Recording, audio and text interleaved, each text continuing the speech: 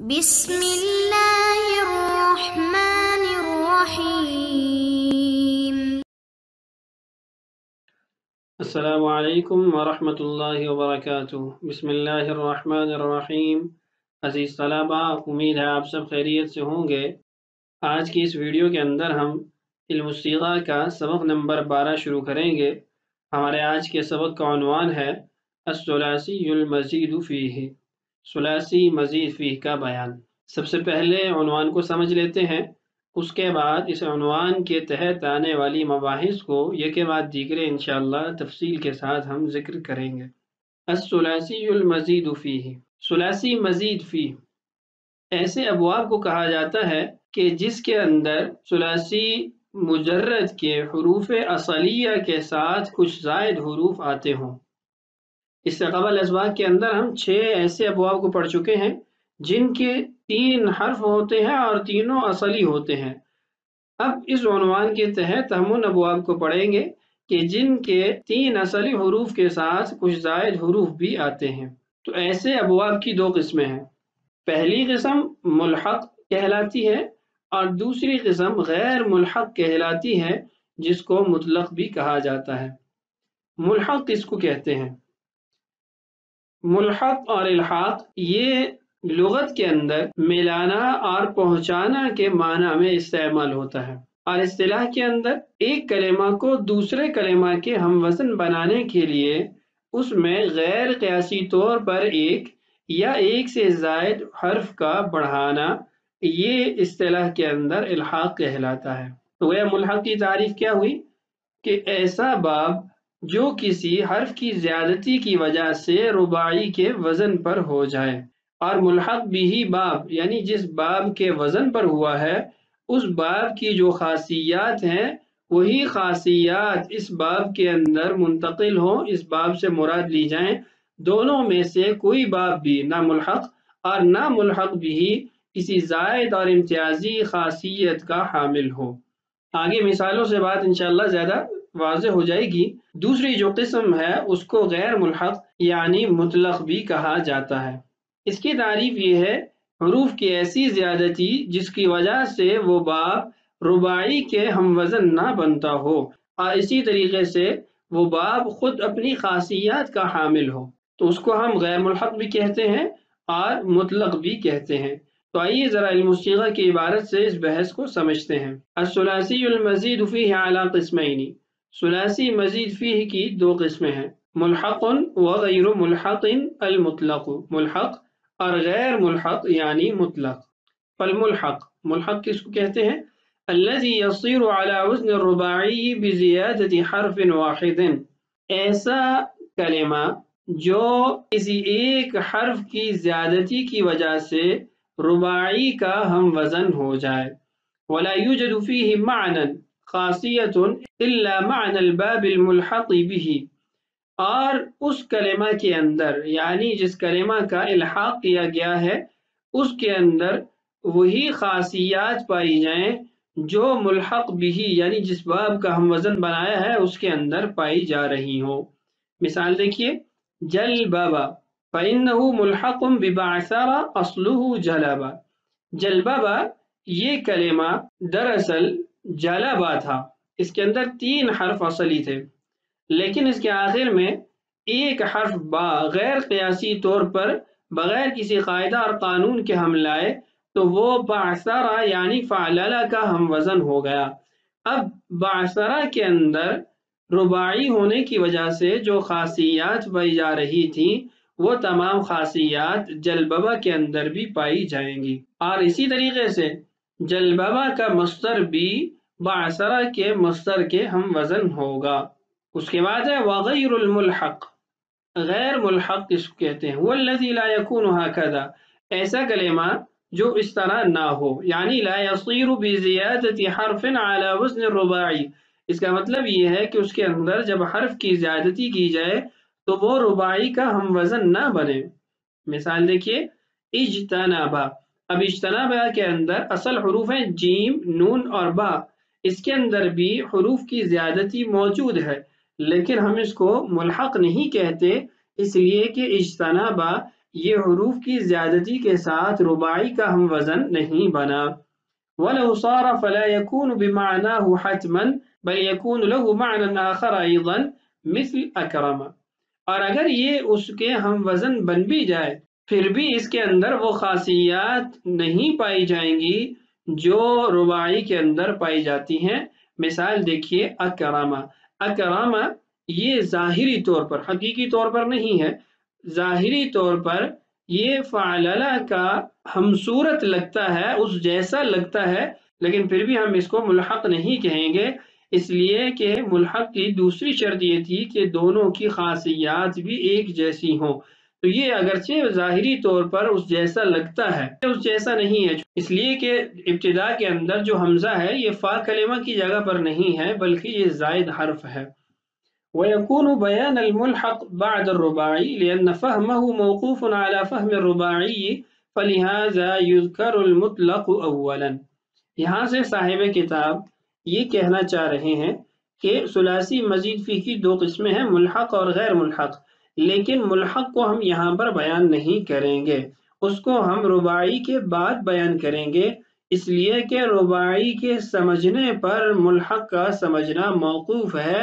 رباعی کی ہی بنیاد پر آپ ملحق کو سمجھ سکتے ہیں، اس لیے یہاں پر پہلے مطلق کو یعنی غیر ملحق کو بیان کیا جائے گا.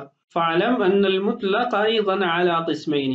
اور یہ بات بھی یاد رہے کہ مطلق کی بھی دو قسمیں ہیں، مع حمزۃ الوصل بدون حمزۃ الوصل، حمزہ وصلی کے ساتھ اور غیر حمزہ وصلی کے ساتھ.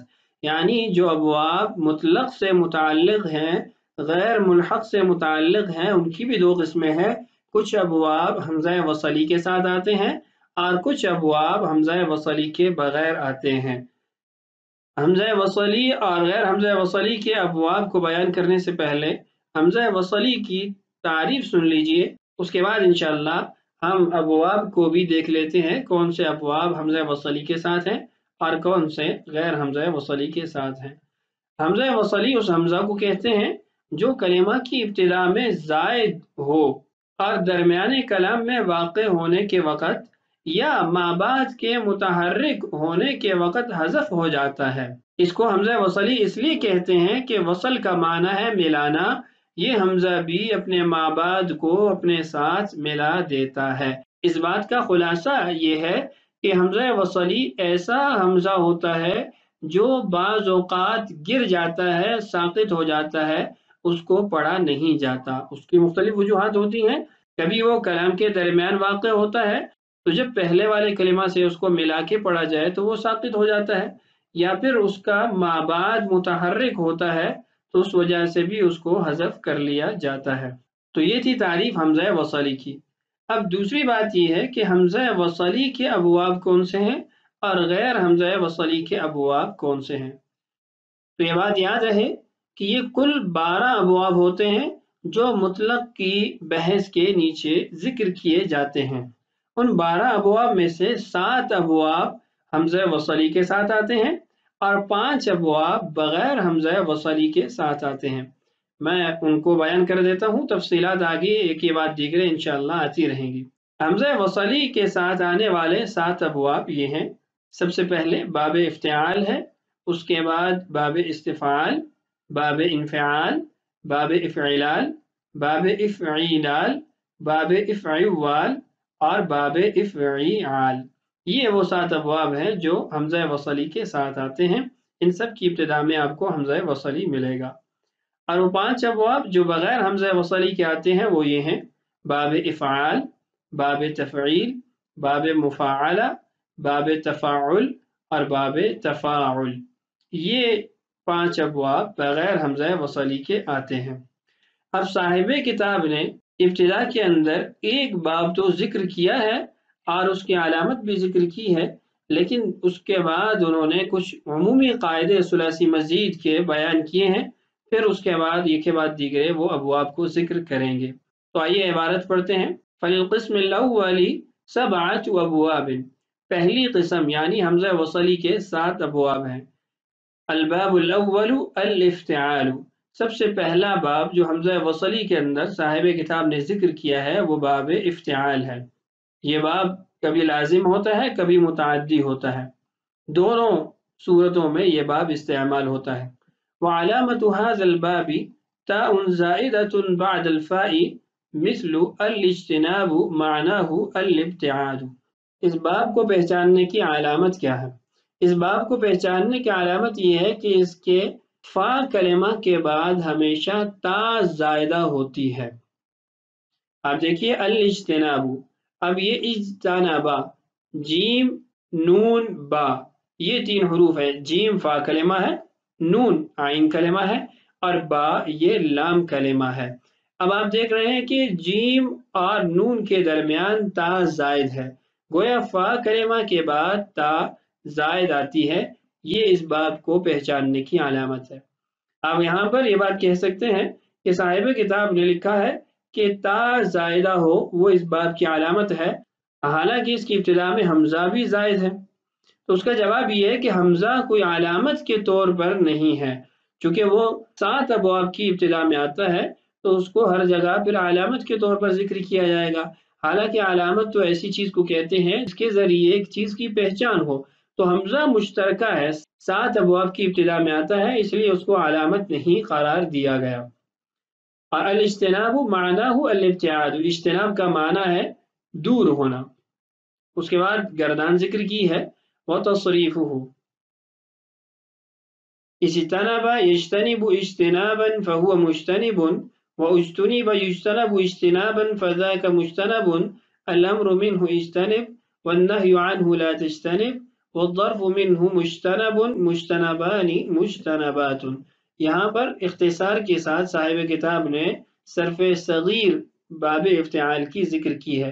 اجتنبا یہ اس کا ماضی کا صیغہ ہے، یجتنبو یہ مضارع کا صیغہ ہے، اجتنابا مصدر ہے، مجتنب یہ اس میں فاعل ہے، اجتنبا یہ ماضی مجہول کا صیغہ، یجتنب یہ مضارع مجہول کا صیغہ، اجتنابا مصدر، اور مجتنب یہ اس میں مفعول کا صیغہ۔